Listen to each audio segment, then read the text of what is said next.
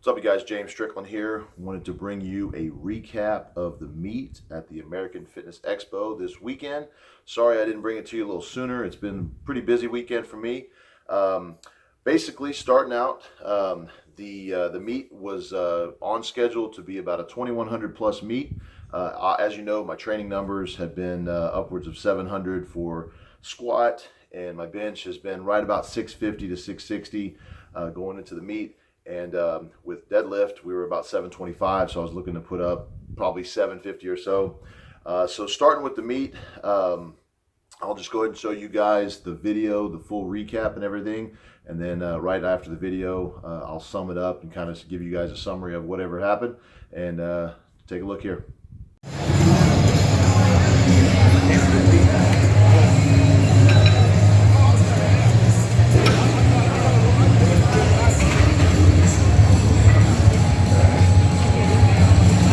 All right, James.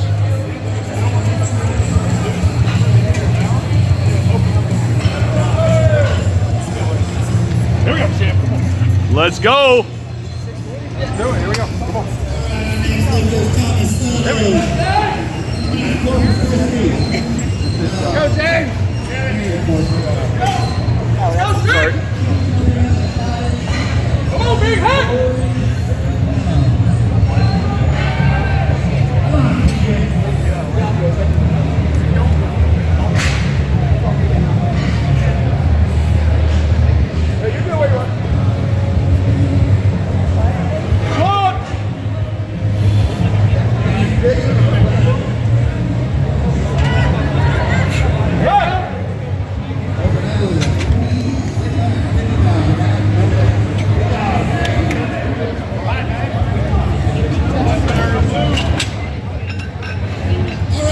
Lift on the platform is James. Oh, watch out. Watch out. Watch out. The monster on the bench, and it looks like it's the Scots getting there. Here we go, Sam. Come on. Here we go.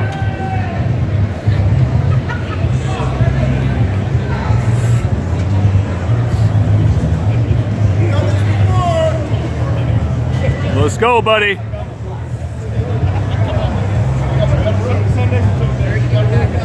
Go, James!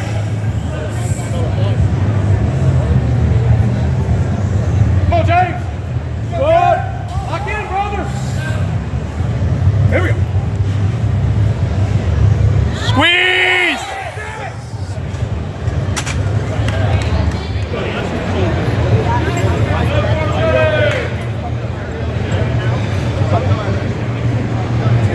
Come on, James.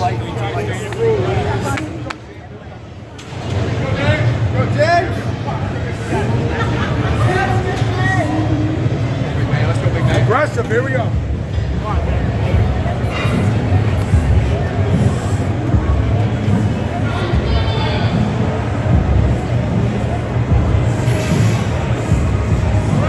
Squat!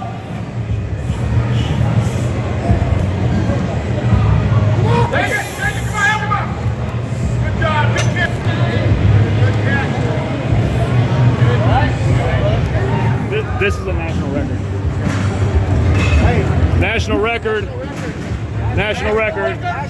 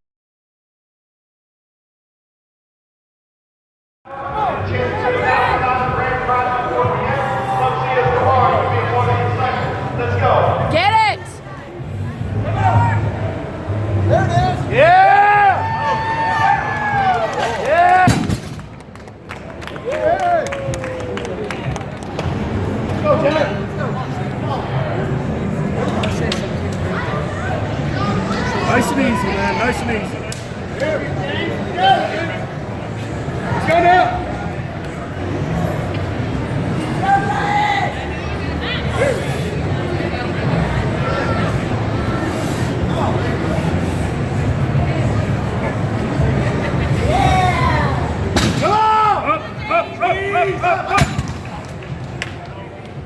All right, so that's a wrap on the video. So I'm going to explain to you kind of what was going on in my head, what was going on during the lifts, just as a full summary, and tell you guys kind of what my plans are going forward. So starting the day off, warm-ups with squat felt amazing. Everything felt great. Went in and actually nailed the opener. I didn't expect that opener to feel as heavy as it did. My plan was going in was about a 650 opener, jump straight to about 705 to 711, and then go to about 720 if I had it in me. The 750 did not move as quickly as I felt it should. So I went ahead and decided to kind of chop it in half and go between the two instead of going straight to 705. Take about a 683 attempt. And so that was the next move there. Had about 10 minutes rest in between, so perfect timing. And went back out for the 683. And burying my squats is not a problem. In fact, it feels better for me to bury them. For some reason, and I need to still kind of go back and look at the videos and kind of analyze what was going on there. For some reason, I went a little deeper than what I normally would do in training.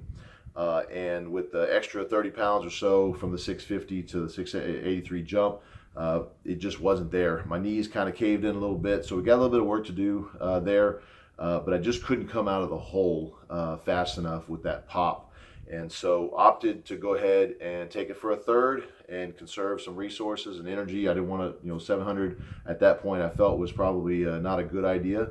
And it's a good thing I did. Went out for the third attempt on squat with the 683 again. Did the same exact move, but when I came out of the hole, you'll see on that video, if you back up a little bit, my left knee caved in about 1.5 inches just as I was trying to come out of the hole, and that actually caused my quadricep tendon to pull a little bit more than normal. It's okay, but it did definitely hurt. It still is sore, but once I felt that, I pretty much told myself we need to shut it down, and the spotters grabbed the bar, of course, so good job to you guys. So moving on, my head's a little bit low, obviously, because I didn't hit the numbers I wanted to hit. For the total that I was expecting or kind of wanting, if you will, I was 50 to 75 pounds behind.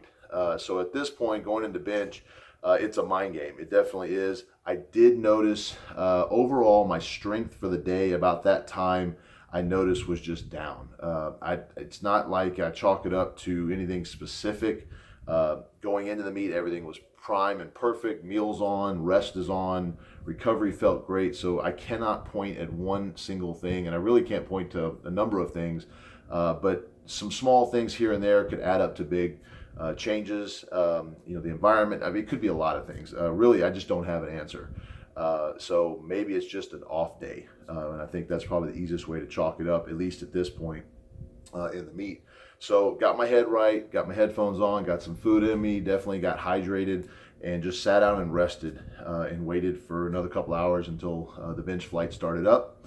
The bench flight started up, I went ahead and started warming up, and I kind of did start questioning at that point because I hadn't been any heavier than about 650 or so in training, questioning, and I'd already kind of decided at that point that it would be smart to go ahead and just shoot for some lower numbers, and if I was going to go for 7, it was definitely going to be on a 4th attempt and not during the actual meet attempts, because at this point I'm playing with cards that are meant for a full meet total and not bench only meet, so I'm having to change my way of thinking.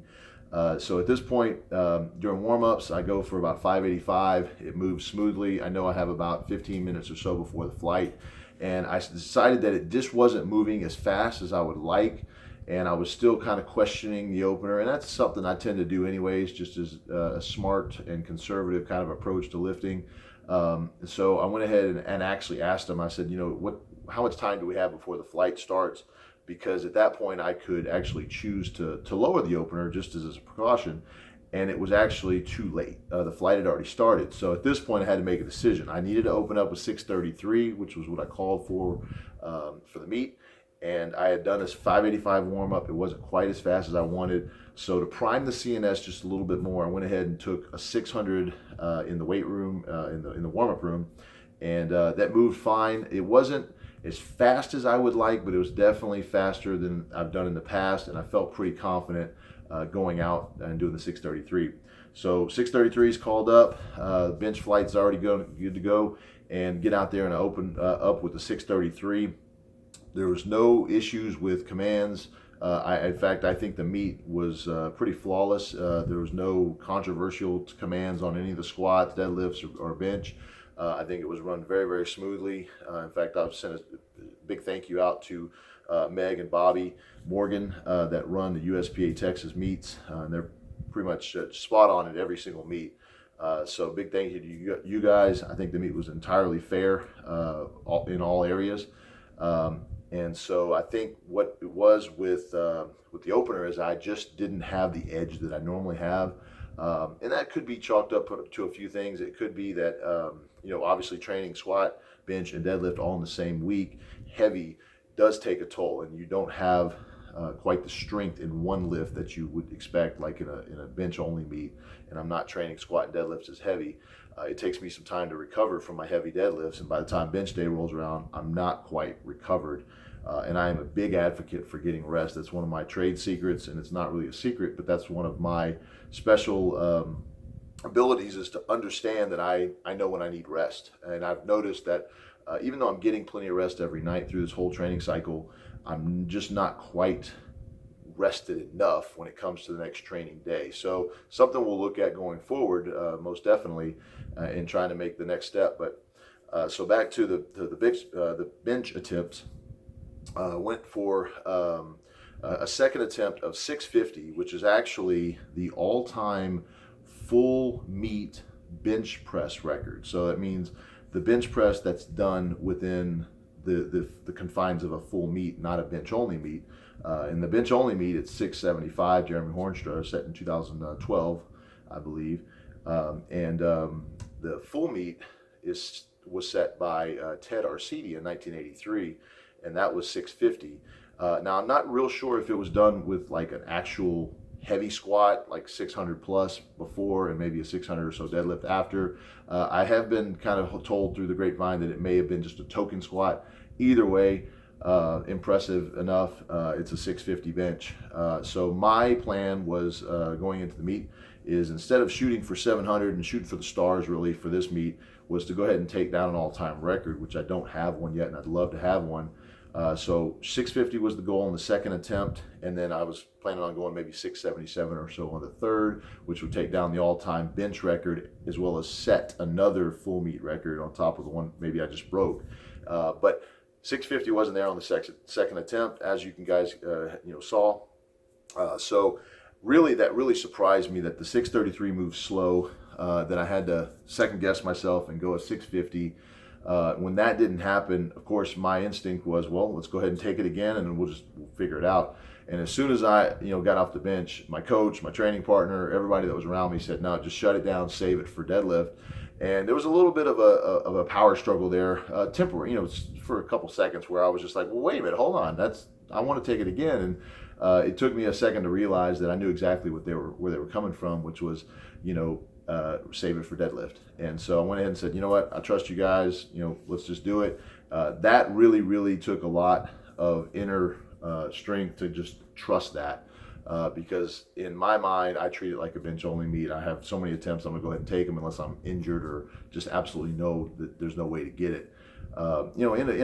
In a perfect world, and I think, I probably could have fought and got the 650, but who knows, I could have hurt myself, and live to fight another day is the motto here.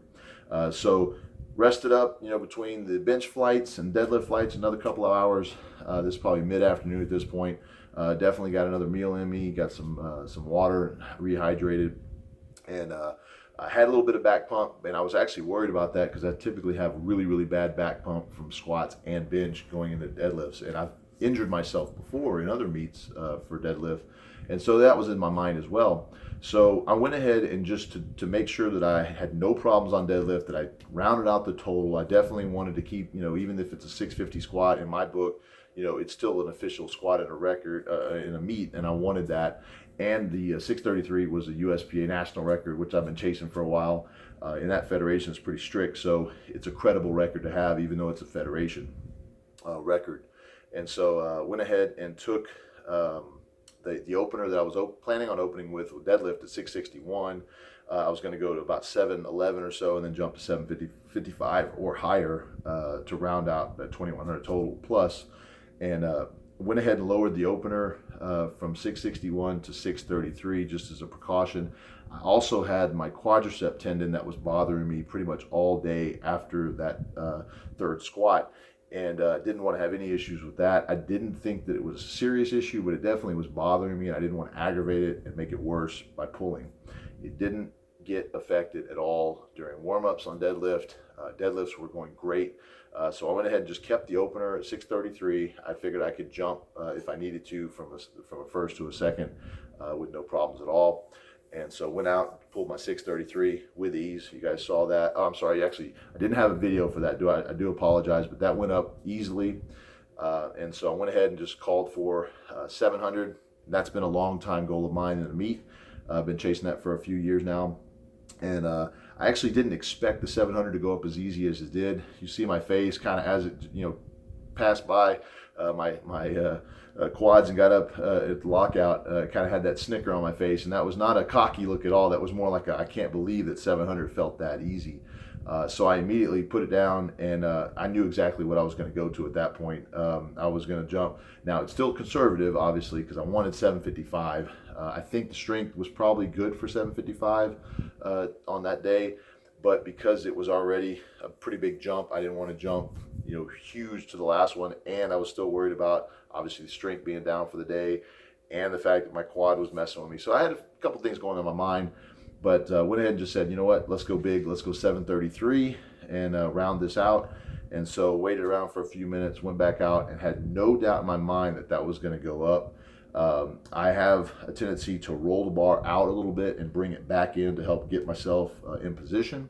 And there was some issues with the bar rolling. I don't know if it was the carpet down there on the platform or what, but for some reason I just couldn't get the right side rolled out enough to get it back in. So I went ahead and you'll see me kind of messing with it on the video for a couple seconds there, and then I finally just said, you know what, I'm not going to mess with this anymore. I'm wasting energy. I'm going to go ahead and start to pull it.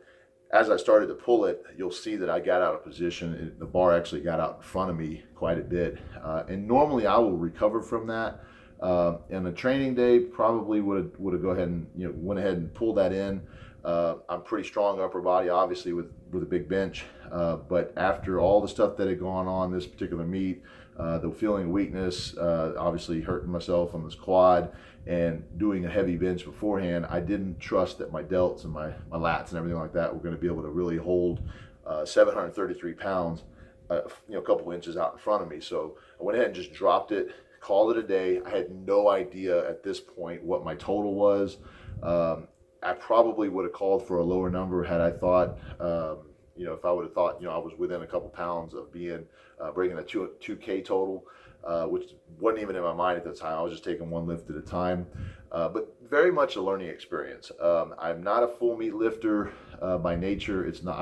I've done maybe 4 full meets in the last in all of my powerlifting career. This being obviously the biggest by far, biggest stage and biggest total.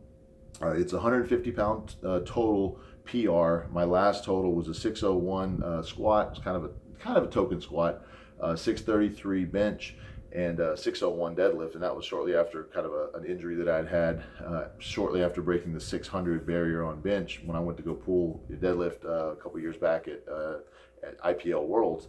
I had actually torn like an oblique, and so my deadlifts I bombed out, and so that didn't count. But very much a learning experience. I got a 50-pound PR on squat, so I can't complain about that. Definitely left some pounds on the platform, knowing what I can do in training and knowing that in that particular lift, there really isn't a difference other than the environment and the attempt selection. Because squat's the first lift, I should have had plenty of energy. I should have been able to nail at least that squat. So that's going to bug me a little bit, but I'll go back to the training room and just make sure that I build that up, and I build those quads up, and I make sure that my knees aren't caving. So there's things to work on, and that's always a good thing. You can never be too good. With bench, I'm obviously going to go back and work on that as well. There's some things I need to work on as far as tightness and really just maybe even attempt selection when it comes to the full meet, not being a little too anxious and going the high numbers, maybe start a little lower and work my way up just because there's energy that is spent during the squat. And then with deadlift, obviously that became my best lift of the meet. So that makes my confidence go really, really high in deadlift. That's been my worst lift for the longest time. And I actually feel very confident going back to training with numbers that are in the high 6s and low 7s to get further and further, which of course in a total is all that matters, because if you can build one lift and the other lifts stay the same, you're still going to build your total. But the idea here is to get strong all the way around. Now, with that said, I've got, I've had a couple days to think about things, still not committing to any one thing or the other, but a lot of you guys ask, what's the next step? I've got this road to 2,100 pounds going on. I've got this road to 700 pounds going on. My priority overall in life would be the 700, definitely on bench. But because I am so close to putting up this full meet number, and I've bounced around a little bit. I went from the road to 700 and had to put that on the back burner to kind of go with this full meet, because I'm already on the road to 2,100, if you will. I believe, and don't hold me to this yet, but I believe what I'm going to probably try to do is a meet within the next 8 to 16 weeks or so, and see what I can do with this full meet number. I don't think that I was peaked the right way for this meet, only because it's a full meet and I'm a little new to this. I can peak for bench only meets all day long. I know exactly how much rest I need. With a full meet, it's a little bit different. It's a lot different, and it's just a lot different approach to the individual lifts. So just because you can hit a training number one day does not mean you can hit that same number and your best numbers on the other two lifts the exact same day under even those perfect circumstances. It's really a kind of a gamble slash kind of a poker game. But so what the plan is if I can probably get into a meet in the next 3 months or so, I'm going to go ahead and see what I can do once again with little smarter attempts in the full meet. And then as soon as that's over, regardless of what happens, I think we're going to get right back on that road to 700, train with the with bench, and regardless of weight class, we'll just kind of go with that and see how far that rabbit hole goes. But I appreciate you guys checking in on me and wanting to follow along on both these roads. Sorry if I let anybody down, but I assure you it is not over by far. I've got a lot of motivation going forward. I chalk this up as a learning experience. I hold my head down just a little bit, just enough, as anybody would, but I'm a problem solver, so I instantly go back to what happened, why, who can I look out to as a resource. I've talked to a lot of great people. I have a great support system in my team. I want to thank my training partners, Jessica Belt, Jeff Yonker, Tommy Hastings, the owners of Woodland Strength Conditioning, my wife Georgia, who is always there by my side, my kids who are just amazing kids, and to spend that long of a day at a powerlifting meet and enjoying what Daddy does just melts my heart. But I want to thank my sponsors and people who helped me out. Steve over at Skull Smash, you see me sniffing that ammonia. That stuff really helps you out. You didn't see a lot of that on video. You might have seen it a couple times, but we keep it behind the platform, the curtain, just for the crowd. But I want to thank Mark Bell over at Slingshot for sending me some great gear, Hand Armor Chalk for sending me chalk and my hand salve. So I just appreciate everybody that's tuned in, everybody that has subscribed. You guys mean the world to me. I would do this without you, but I love that you actually want to see what I do and want to see me be successful. And I want to help any guys that I can out there, any girls that I can, to get to the next level. And if I can motivate you, that means the world to me. So I'm going to go ahead and wrap this up, and I'll let you guys know kind of what happens here in the next couple weeks. I'll keep training the videos coming out. I'll actually make a few how-to videos on how to set up on the bench and some things like that you guys have been asking for. But once again, thank you to each and every one of you. If you haven't already, please like and subscribe. And you can always find me on Instagram at SwimHack. See you guys later.